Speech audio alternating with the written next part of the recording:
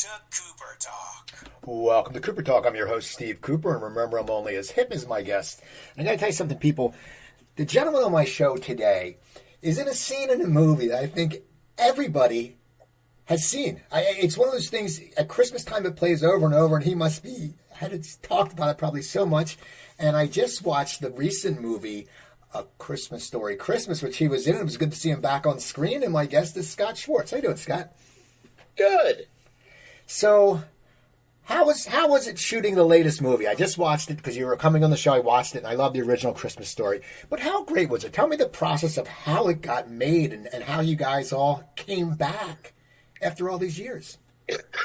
Well, I mean, it was a 4-year process of them getting the film put together and the script and the story and all that stuff.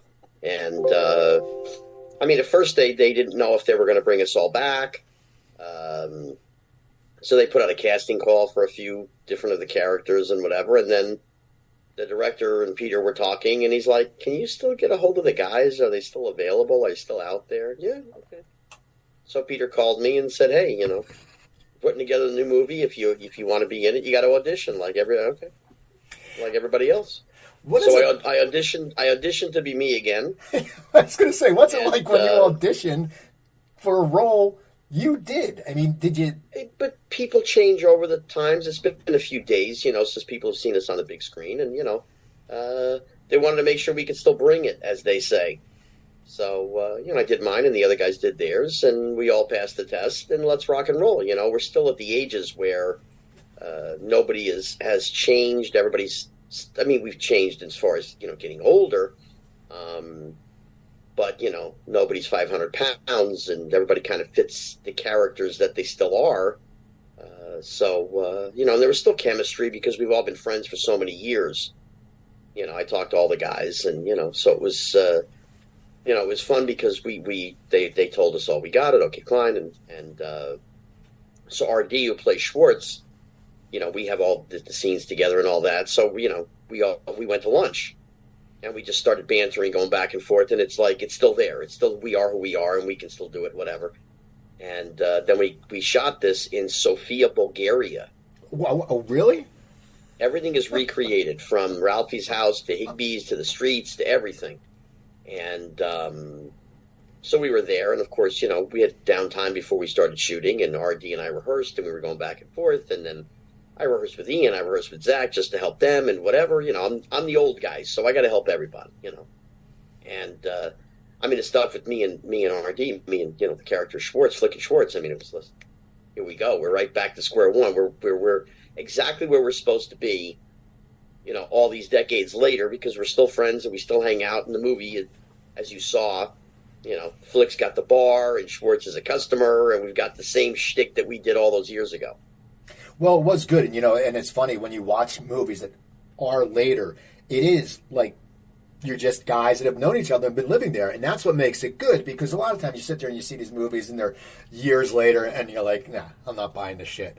But for you guys, it was just like when you were given about the tab and how he hasn't paid his tab, and then you triple dog dare him, and it brought you back to that original movie, which says a lot for one, the script and the directing, but you guys also. Well, the original script did not have triple dog dare you in it. It didn't have that, and it was kind of like, how does this not have this, you know? And I had to kind of speak up and fight for it.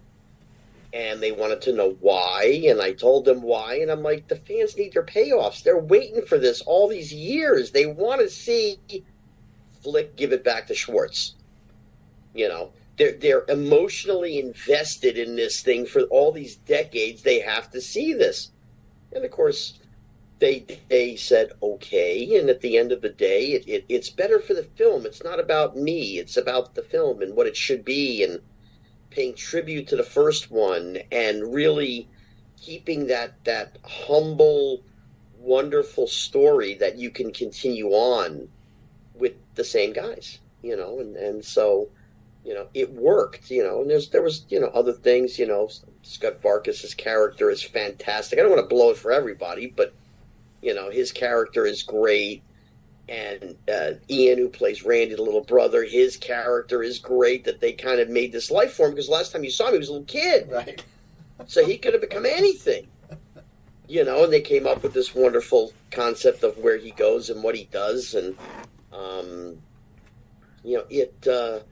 it was very heartfelt. And people, when you move somebody emotionally, whether they're laughing, crying, cheering, applauding, or crying, they get attached to something, and it's a wonderful thing that we were able to do this. Peter was able to get it together and do it the right way so that fans would love it again.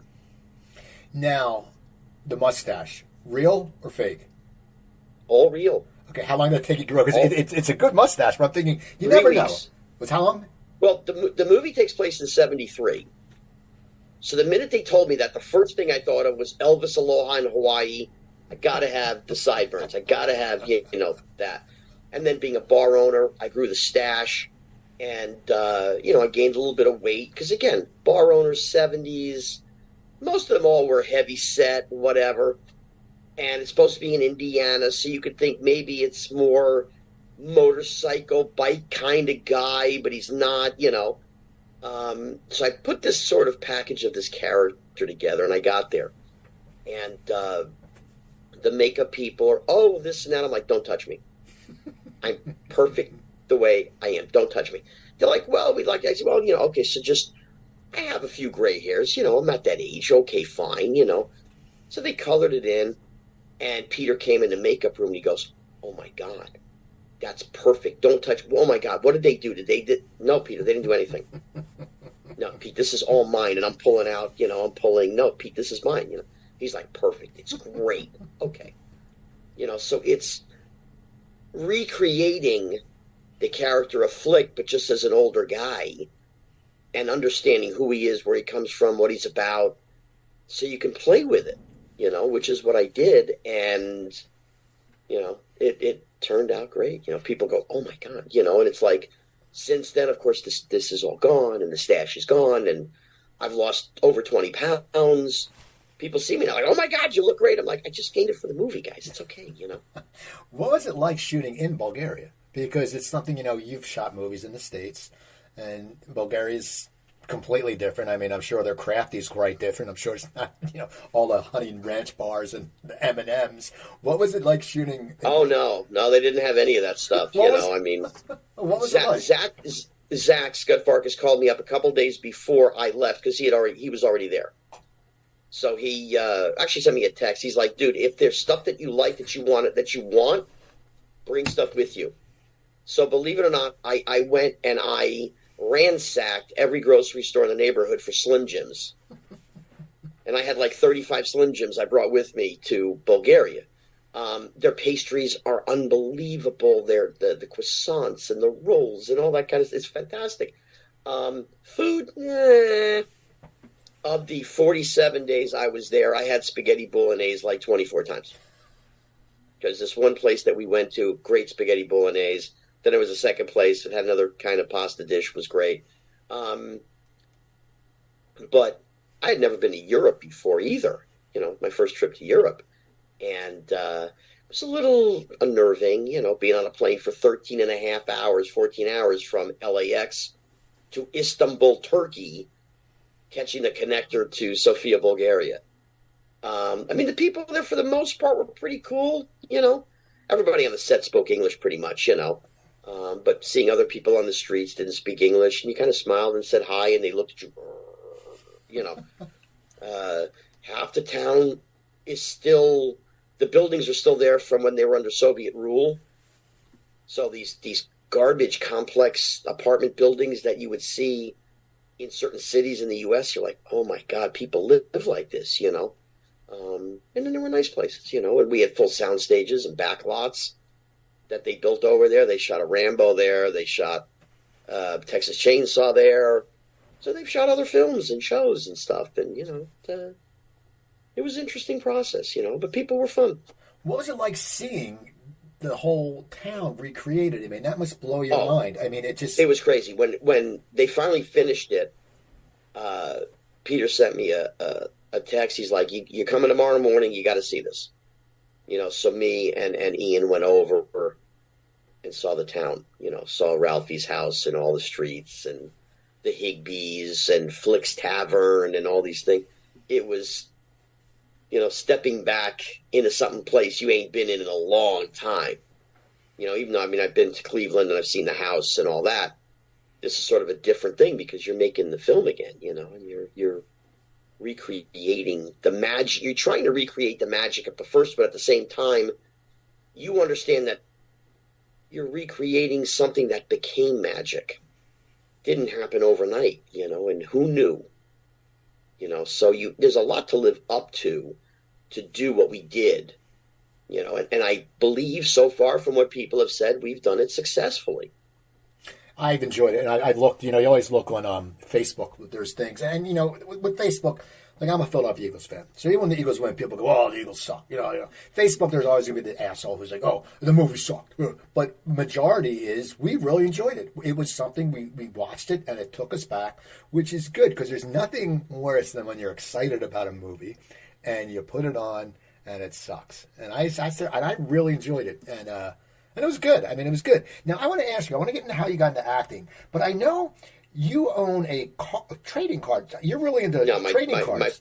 My dad does. Okay. I have nothing to do with that. He owns it. He runs it. It's his place, but I was there for years helping him, working, whatever.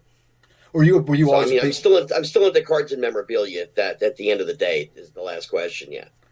How did you end up getting into cards and memorabilia? Because I was a big baseball card collector when I was younger because my father owned a tobacco wholesaling company. And he'd always bring boxes. Oh, wow. He'd bring boxes of cards home for me back when they had the tops in the plastic wrap when there was like 25. And you should only still have those. Oh, God. You should only still have those. I sold them to move to the West Coast. Of course. But how did you get into it? As a kid, were you fascinated with sports or were you just fascinated with the cards? I was a baseball fanatic from the time I was a little kid. 75 Tops was my first set. Thurman Munson was my guy. I loved the Yankees. I grew up in Jersey, and it was just kind of a continuation. And then, once I started in show business, then all of a sudden there was money there if I wanted to buy stuff. The either 84, 85 National Sports Convention in Atlantic City was my first big show that I went to and started buying, little things here and there. And then I would get into like a page of everybody. So, I had a page of everybody's rookie cards from 78, 79, 80, 81, 82, 83, all that stuff. I had 9 Gretzky rookies and all that. I wish I still had them, whatever. But, so I was always into cards. And then, being that we had a shop, I was going to the trade summit that they had every year. So now I'm meeting manufacturers, distributors, all of those people. And having done many appearances in shows and being semi-creative, I started sort of trying to get the card companies to do celebrity-driven products. The first one was in 2007, Spectrum Baseball. They put in one celebrity autograph in a box. And I got them the autographs, Barry Williams and Tiffany and Debbie Gibson and Anthony Michael Hall. And they were my friends, so I'm paying them to do this, And then Donruss, we sat down and created the Americana product, which was all celebrities.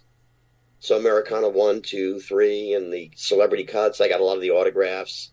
I was the first person to do inscriptions. Nobody ever did this. So I came up with, Carrie Fisher, Star Wars. She did Carrie Fisher, Mrs. Han Solo. And I got, Shatner to do, Kirk. And Leonard Nimoy did Spock. And I had Married with Children, all 4 of them on the same thing. And, it became fun for the fans of different genres and different people, So just, I'm still friends with a lot of those people. So, I still do stuff. Leaf does a Pop Century collection. I do some of their things here and there, So how did you get into acting? I'm from South Jersey. I'm from Cherry Hill. And I know you're from Bridgeport, I believe. Bridgewater. I'm sorry. How did you get into acting? When did you know you wanted to act? Were you a clowning around kid, or how did it all start? Oh, I always had a great personality. It didn't really happen that way. I was going to an old movie house with my dad, and one of the guys that knew me for a while, a year and a half, 2 years, whatever it was, said, "Hey, I'm producing a commercial for Yoo-Hoo chocolate drink. I think you'd be great at it." So, it was a tough sell because he goes, It's 3 days in Miami Beach for Yoo-Hoo chocolate drinks with Yogi Berra. And I'm a Yankee guy. I'm like, that sounds great. Okay. And so went and did it. And on the flight back, he's like, you're great. The camera loves you. You got to keep doing this, you know. I know a casting director. So, okay. So went with her. And she's like, you know, she kind of gave me the good and the bad, you know, being in showbiz and all that kind of stuff. And set me up with 2 agents, and I ended up signing with one of them. They both wanted me. We kind of made it up. But I asked the casting director, Joanna, I said, hey, you know, we don't know. They both want us, you know. She's like, oh, go with Marion Adler. I think she'd be better for you, whatever. And she worked at one agency, and 6 months later, she's like, listen, I'm moving. I'm going to start my own agency. Will you come with me? Sure. So I basically was paying her rent for the first couple of years because I was like this. I was just booking jobs and booking jobs and booking jobs. So, you know, it just started there and kept going. What were some of the early jobs you were booking? Like when you said you're booking, what was it, a lot of commercial work? Yeah, it was all commercials. You know, Yoo-Hoo chocolate drink, Reese's peanut butter cups, Northern bathroom tissue, Oreo cookies, Lionel Kitty City, which was a toy place in Philly and South Jersey. And in the commercial it was me and like the girl was Allison Smith, who was Annie on Broadway. And I was already friends with her. You know, so it was like, okay, you know, well, we all knew each other. All the New York kids, we all knew each other. Oh, God, I did 7 Up, which was great because it was with Pat Hayden, Hollywood Henderson, who played for the Dallas Cowboys. Pat Hayden was USC and the Rams. And, oh, my goodness, there's one more, and I can't think of who the hell it was. But then I worked with Sugar Ray Leonard on an HBO spot, and Julius Dr. J. Irving on a chapstick commercial. And I'm still friends with them. You're talking over 40 years, and I'm still friends with Doc. And I just saw Doc and Sugar Ray a couple weeks ago. They were doing a celebrity golf tournament thing out here, and I went and said hi, you know. So, I mean, I did a boatload, and I did off-Broadway, and then I did Broadway, and just keep going. What was your Broadway experience? What show? I did The Incredible Frankenstein on Broadway with a guy named David Dukes, who had done other films and things. He was the name.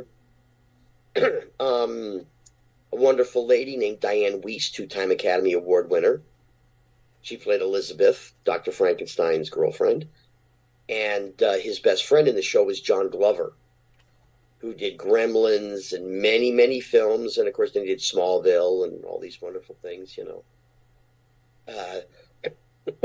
We did 29 preview performances at the Palace Theater on Broadway.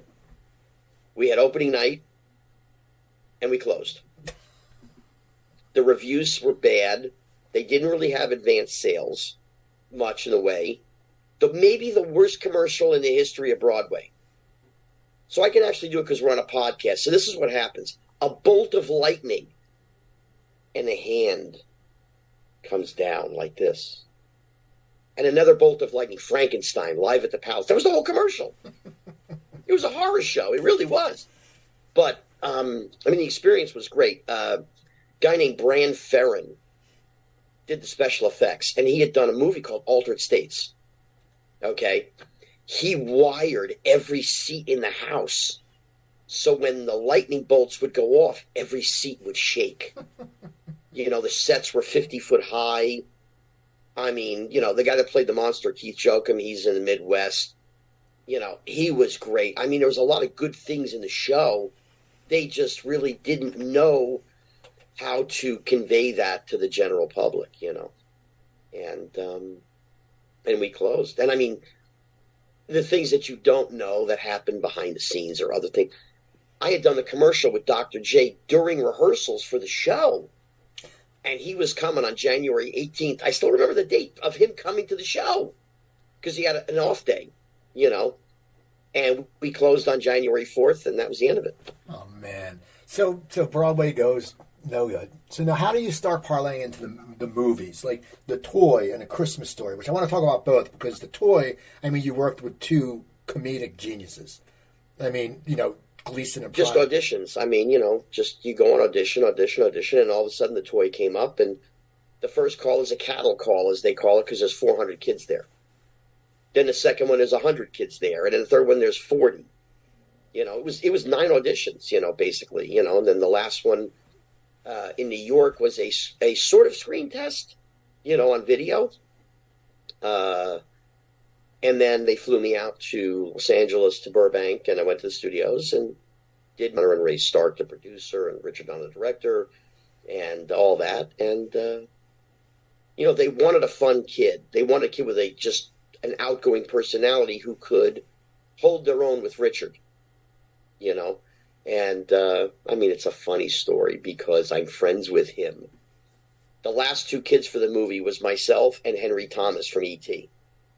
He had done E.T., but it hadn't come out yet. And, I give him the ultimate compliment. Henry Thomas is the Al Pacino of the kids. Very drawn. He was just a great actor.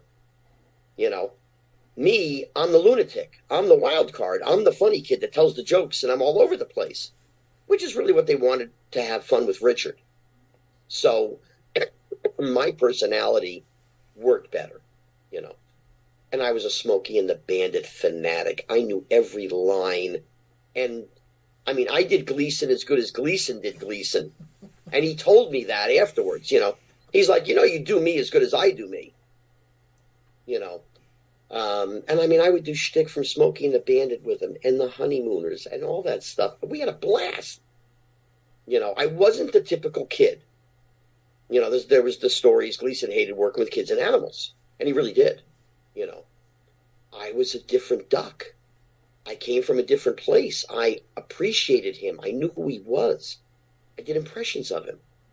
And he loved it. And I didn't ask stupid questions. I wasn't a typical 13-year-old. When you're sitting with an icon and you start asking him about George M. Cohan, I'm 13 years old. How in the hell do I know who George M. Cohan is, But I did because I'd seen Yankee Doodle Dandy 100 times. I knew he was from Brooklyn and the Bronx, and Gleason was from there. And I just came out with it. I said, hey, by the way, did you know George M. Cohan? He's like, really? And I said, yeah. He goes, I used to shoot pool with Georgie. We used to shoot pool all the time. Oh, my God. So I got it because of the personality and the way that I was. And it shows on screen, there's no question. Was it a little intimidating for you? I know you're a kid, you're having fun, you're not the normal 13-year-old, but then all of a sudden you're going on, like you said, an icon and another icon, Pryor. When you're 13, I know when we're younger we have no fear a lot of times, so we go in and we perform. But was there any nervousness when you'd hit the scenes with them because they're so legendary? I could say yes and come up with an easy answer, but that's not really the truth. I wasn't intimidated by the time I got to the set because I'd already talked to them. I met Richard in California when I was doing my wardrobe fitting, and we hit it off right away because we started riffing right away. Even at 13, I could do it. And he thought I had a funny personality. And, you're talking about a black guy from Peoria, Illinois, who grows up in a whorehouse, and a 13-year-old Jewish kid from New Jersey. What could you possibly have in common? And it took us an hour to find those things. You start talking, who you a fan of, who did you like? The first time I met Gleason, Richard Donner had me do the Smokey and the Bandit stuff for him. So he immediately, I'd say, adored me because of my personality and what I brought with him. So by the time I got to the set, I really wasn't intimidated. But my first day of shooting with Gleason was my first day of shooting. Of all the things that nobody told me what ad-libbing was. Nobody. I've done Broadway, you stick to a script. Commercials, you stick to a script. All those things. Theater, you stick to a script. And I'm doing my dialogue, and he's going wherever he wants to go, and he's throwing me off because I'm not used to that. So my first day of shooting was a disaster. I almost got fired, literally. The producer took me back to the hotel and calls my dad and says, your kid doesn't know his lines. And my father's like, are you crazy? He knows everybody's lines. So we talked for a little bit, And then I went back to my room, and within a half an hour later, Richard called me. Come over to my room. Got to talk. So I went over to his room, and we started chit-chatting, having this wonderful conversation for about 15 minutes. And he goes, okay, stop. What did we just do? I said, well, we had a conversation. He says, no. I said something, you said something. I said something, you said something. It's ad-libbing. It's just winging it. And that's a lot of what we do is we just wing it. So you got to learn to wing it with us, just like you just did in our conversation. Bingo. Done. Within literally 10 days of shooting, I was ad-libbing right along with him. I was just going with the program. So that's my on-the-set training experience. Now, the movie comes out. Do people start recognizing you? Because, you know... Immediately. So what is that like? Now, had you moved to L.A. or were you still in Jersey? No. You were still in Jersey. I was still in Jersey. I didn't move to California until after high school. So I was still in Jersey. And I mean, it was funny because I'd be at the mall with my friend Andy and we'd be walking around, or Kenny, and the three of us would be walking around or whatever. And literally, I could hear it already. I could hear people 30, 40 feet away going, that's the guy. That's the guy. I could hear it. And I said, Andy, watch this. Kenny, watch this. Give them 20 seconds. They're coming over. Whatever. And people would come over. Oh, my God, you're that guy? Yeah, Okay, you want to take a picture? Okay, cool, whatever. Okay, thanks, And my buddy's like, how the hell do you hear that? I said, dude, you just do. You just get used to it. Now, were you still in the same school that you had gone to? Because now is that sort of, I mean, all the girls must have been like, oh, Scott, he's, no. I mean, really, I would think they'd be like, oh, maybe he's a movie star. Because, nope. So what was it like for you? No. What was it like for you going back to school after you are in a huge movie with two icons? How do people react to you? Some were cool with it. Some weren't cool with it. I had a bully in school. I got thrown in lockers. I got locked in lockers. I got thrown in the garbage container in the cafeteria. Most were pretty cool about it, but there was no, oh my God, no, because they were kids that I went to grade school, middle school. My freshman year in high school, I went to my local school, and I had already done, in 8th grade, I did the toy. Then beginning of high school, I did Kidco and Christmas Story. And I was missing a lot of days, and my local principal really, she covered for me, because I was still doing the schoolwork every day. You got to do 3 hours a day in the classroom and all that on the set. But the superintendent of the schools would not allow it, even though I was a professional actor and I had a contract.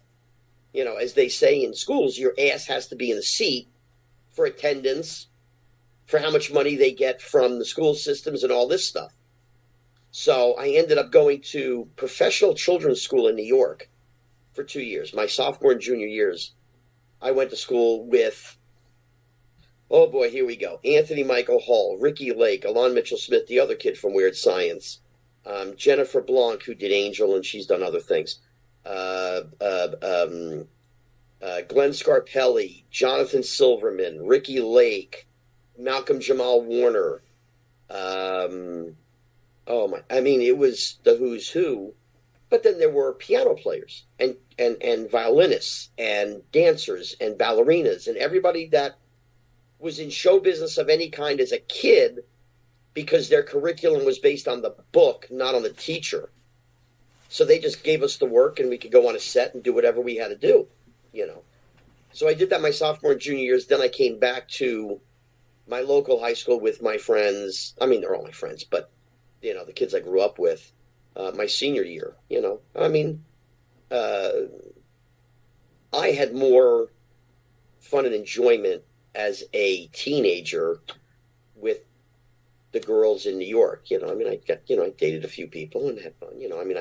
God rest her soul, I dated Katya Sassoon, Vidal Sassoon's daughter. She's left us. She passed very early. Very sad, but she was a wonderful girl. So I had more than my fun in my later teen years. After puberty. Yeah. If I had hit puberty when I worked with Richard, we'd have gone on a whole different story. Because the things that he said to me that were not, whatever came out of Richard's mouth, that's what came out of his mouth. Didn't matter what it was. And he never treated me like a kid. So I mean, he would pick out different women. What do you think of her? Oh, I did this. Oh, I did. And I had no idea what the hell he was talking about. It was hysterical. I literally got a monster amount of education from Richard.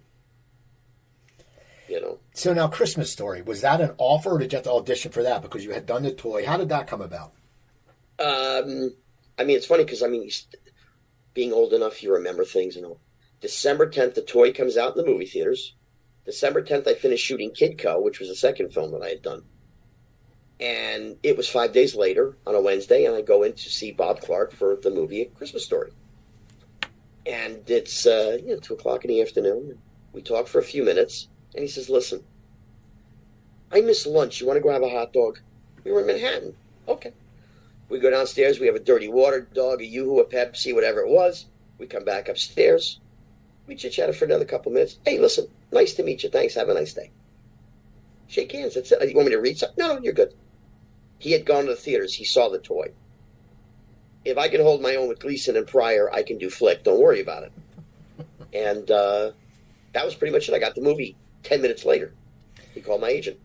Now, what was that set like? Because you're a little older than Peter, right? You're like 3 years older than Peter? Mm-hmm. I'm the oldest, yeah. Okay, so what was that like when mentally you're older? And so you just went through an experience with Pryor and Jackie Gleason, so it's now you're going, well, wait a second. Now I'm coming back to these kids who are younger than me. It's got to be, it must have been totally different for you when you first started shooting with them. Not really, because I had done over 100 commercials. I mean, I worked with so many kids and done Broadway, with I was actually the only kid in the Broadway show, but off Broadway there's a couple other kids. It was more I was experienced, so I was prepared. You come to the set prepared every day. You know your lines, you're going to learn your marks, okay, fine. Peter was an exceptional professional. I mean, he had Ralphie down. And that helped tremendous, because he's the lead. And Ian was a little kid who played Randy, the little brother. It was like, okay, And R.D. had done theater already, So he was a professional. So even though you're working with kids, you're still working with professionals, And it was very fluent. It worked. It gelled, There's no... You look down on somebody because they haven't done a film and you have. None of that kind of stuff, You go to a set prepared, and you're ready to go to work, and you do your job, Now, did you think, when you were shooting it, that it would become such Christmas Eve, it plays for 24 hours. It's something that, what a movie's good. But for this, it's one of those movies that I think almost everybody now has seen. It's just, it's coming out. But when you were shooting it, did you think, man, we're part of something special? No, of course not. It's a little movie. It's a little heartfelt family movie. And, it took 12 years to get made. And the only reason why Christmas Story gets made is because of the success of Porky's that Bob directed, Bob Clark. It's the only reason.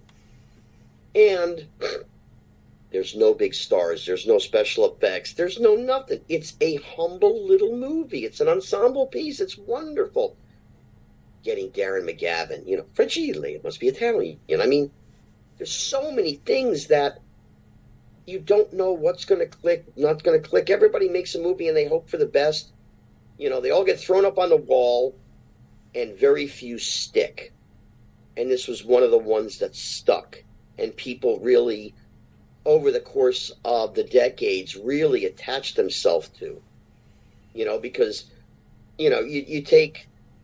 by, 85, 87, it's on VHS 4 different ways already. And you've got grandparents sharing it with their kids who are sharing it with their kids and their aunts, their uncles, their cousins. It's a wonderful family movie that everybody enjoys. And Grandpa is telling you stories of him running around with his friends in the 40s doing this stuff. So to them, it's like, it's reliving their childhood. So over the course of time, as time went by, the fan base has just grown because generations are coming. That's what it is. But no, it's like winning the lottery, truly. It really is. Now, tell me about that tongue scene, because everyone remembers that. You gotta, when you saw the script, what were you thinking? Were you sitting there going, "I gotta put my tongue"? I mean, tell me the thought process and how you actually shot it. Well, I mean, it says flick sticks tongue to pole. That's it. There's no dialogue. There's no nothing. It was between 20 and 24 below zero up in Canada. We're freezing our tushies off. There's no question. We had hand warmers. We had battery-operated socks. I mean, all this crap. So we get out there, and I said to Bob, "Okay, how does this thing work?" So they actually turned it on, and it's a real pole, but then there's a piece of plastic over it that they painted. They put a little hole in it about the size of your pinky nail with a vacuum tube that went into the snow. And there was a little motor, like a Dirt Devil vacuum cleaner. So if you think vacuum cleaner, there's the hole, and that was really all that it was. So Bob actually tried it first. He says, "Here, I'll show you. Turn it on." Okay, so he does it. Oh, okay, I got it. The jump forward story is, for 35 years, I didn't even think about it. And somebody asked me, who did it first? Then I realized, Bob did it. They never cleaned the pole. So I was actually licking where Bob was licking, But I mean, there's no fake tongue. It's my tongue. It got stuck. There were takes where I popped off the pole and we had to do it again. Okay, fine. And I said to Bob, "What do you want me to do?" And because he knew I worked with Gleason and Pryor and I could ad-lib and do all that, he's like, "Listen, do what comes natural. If I don't like it, I'll tell you." Okay. So I came up with all the shtick that "don't leave me, come back," stuck. All that was that's just what came out. I did a couple times that way. He said, "That was good. Give me more. Go more. Give me more." Okay. So I upped it a couple bits and whatever. He goes, "No, honestly, the way you did it to begin, do it the way you did it. That's the best way." Okay. And that's what you see on camera. Now, it's just amazing that everyone remembers that. It's a scene that you remember. It's when you're a kid, and as I said, you think back to when you're a kid, because you said it perfectly. We had our kids, we run around and start shit. We used to throw snowballs at cars, which is so wrong. Oh, of course, but that's what we did back then. You would do it, and every once in a while.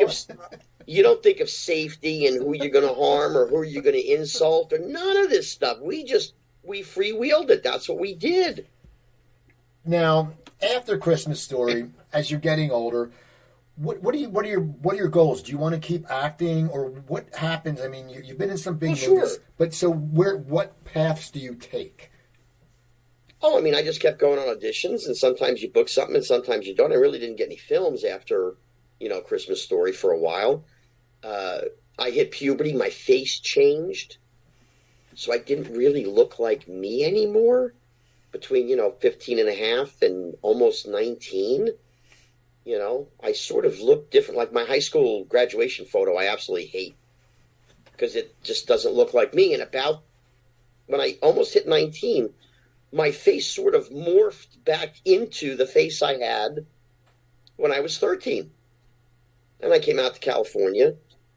And, I did book some work, and I got, a couple little TV series things here and there. Nothing, no regular on a series, but guest shots and whatever. I did a couple of films. Okay, fine. And, actually, before I came to L.A., it was my senior year, and I ended up at a movie audition for The Money Pit with Tom Hanks and Shelley Long. And I didn't get it. But I met Big John Studd, the WWF wrestler. And he used to fight Andre the Giant and all that stuff, We became friends. The next thing was I started going to a couple of the events, and then I started driving. And I was driving myself to the events. The next thing I know is, "Hey, do you want to help work ring crew?" So I started flying places, literally. After school, I would leave before study hall, go to Newark Airport, jump on People's Express. I would go to Baltimore, Washington, Lexington, Chicago, rent a car, underage, renting a car because I'd pay the extra insurance. Sometimes I'd pick guys up from the airport. Sometimes I go to the arenas. And then afterwards, I take the guys back to the hotel. And And I did this for 16 months until almost the time I moved to LA. So I was having a blast, you know. And everybody was a fan. They all knew the toy back then. Nobody was a big Christmas Story junkie, you know. It was all about the toy. So that gave me a different chapter in my life, so to speak. Then I came out to LA and I got some work and then just did other stuff and just made a living. Now, back to Christmas Story. What are some of your favorite memories from shooting that? Because it seems like it just must have been so damn fun. It looks fun. Like, what are some of your real great memories you have from shooting? You know, it's funny. You can sit there in a nice warm house and say, oh, it looked like fun, but we were freezing our asses off. You know, between Canada being 20 below zero and Cleveland was ice cold. You know, the fun that I had was me and Peter hanging out. We'd go play video games. We were throwing water balloons out the windows. I mean, all kinds of crazy stuff as kids, you know. My fondest memories was just hanging out with Pete, you know. I mean, I talked to Bob a little bit, and a couple times I did talk to Darren McGavin, not all that much. But really, it was the relationship that Peter and I formed, and we became friends, and, you know, to this day, you know.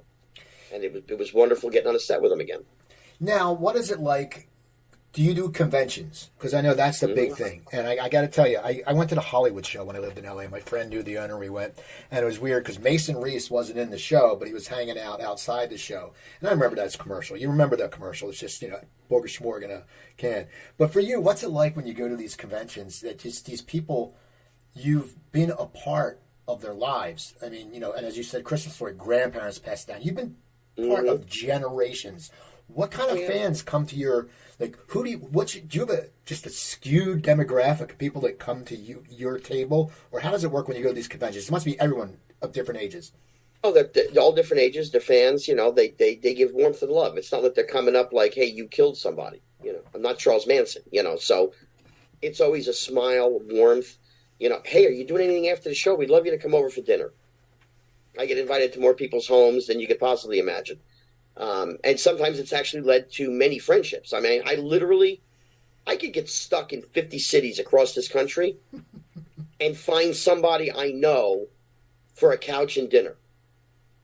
You know, I mean, it's wonderful, you know, being something that is beloved and is just way beyond anything that I could have ever thought would happen. You know, and I thought it was all going to be from the toy, and who knew, you know, that it's the little one, and it's the 6 minutes on camera is what lasts. It's Seinfeld, okay? Most people like Seinfeld. There's some that don't really like it, but okay, fine. But if you ask people what they love about Seinfeld, they'll always say, okay, Seinfeld, Kramer, and the Soup Nazi.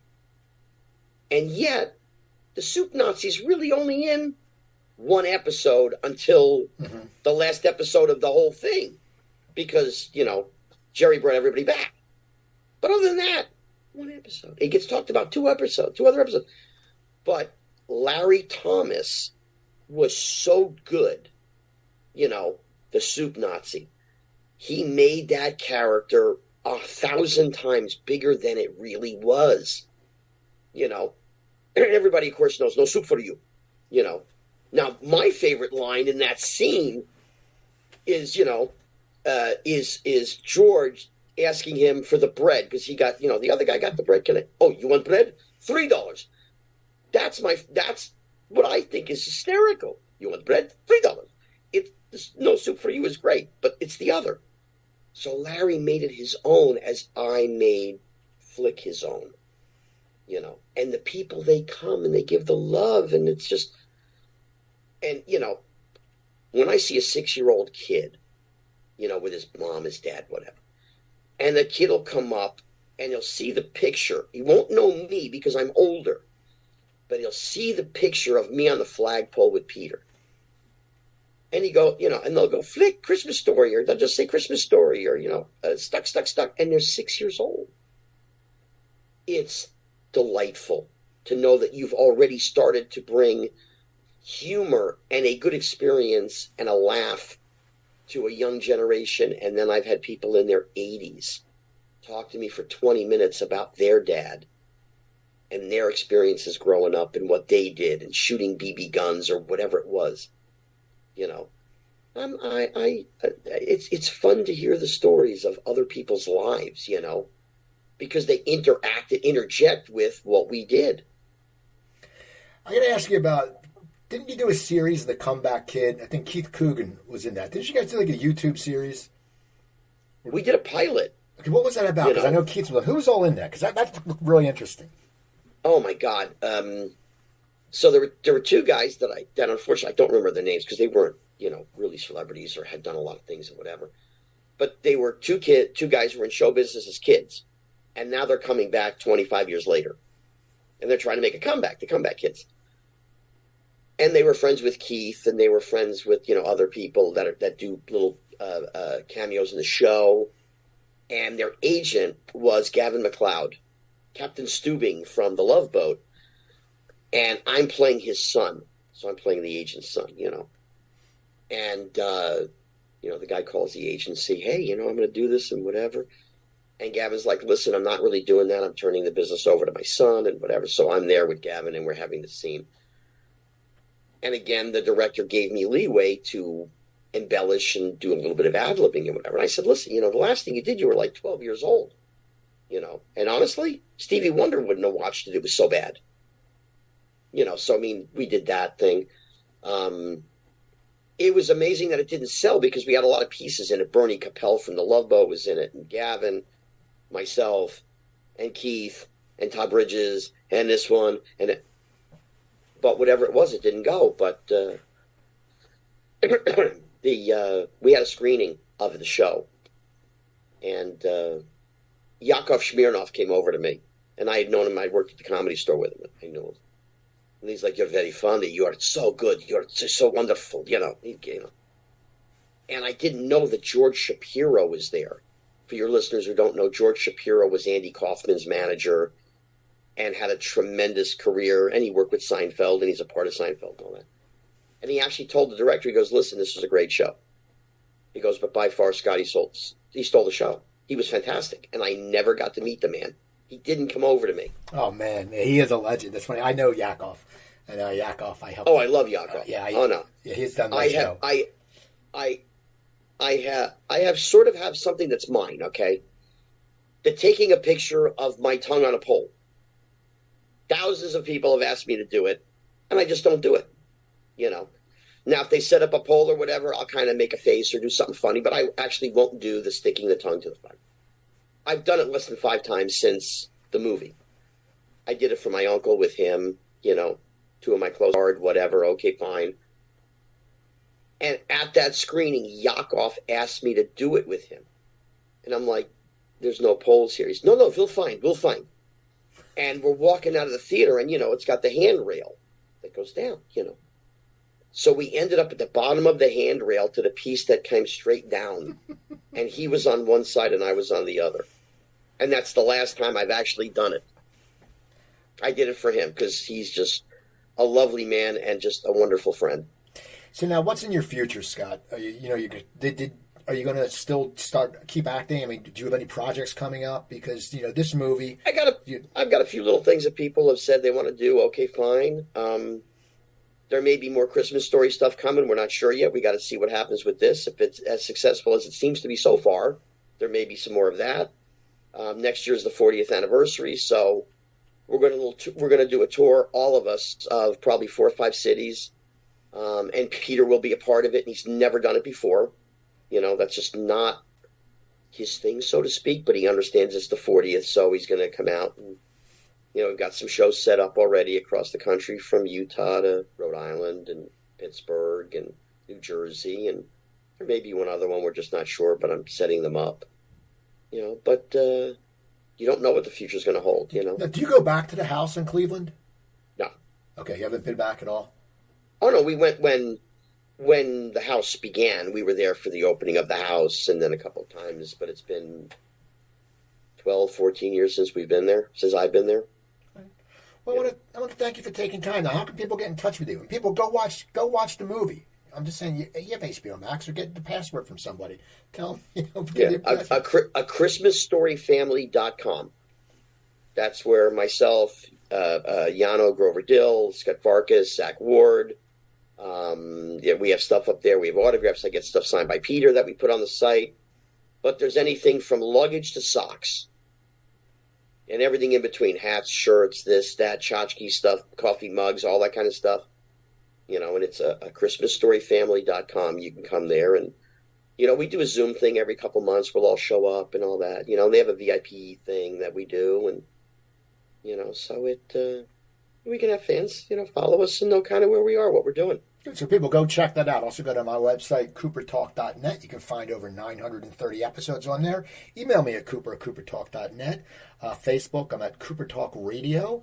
And Instagram, Cooper Talk 1, because I'm not Cooper Talk. And Twitter, Cooper Talk. So remember, I'm Steve Cooper. I'm only as hip as my guest. Don't forget, drink your water, eat your vegetables, take your vitamins, and I'll talk to you next time. Wait. What do you mean? Where's drink your Ovaltine if you're going to go that far, for God's sakes, with this? Come on. Okay, drink your Ovaltine, then you'll get a shitty little code and you won't get anything. All right? Is that good? Exactly. Okay. All right. Have a great day, people.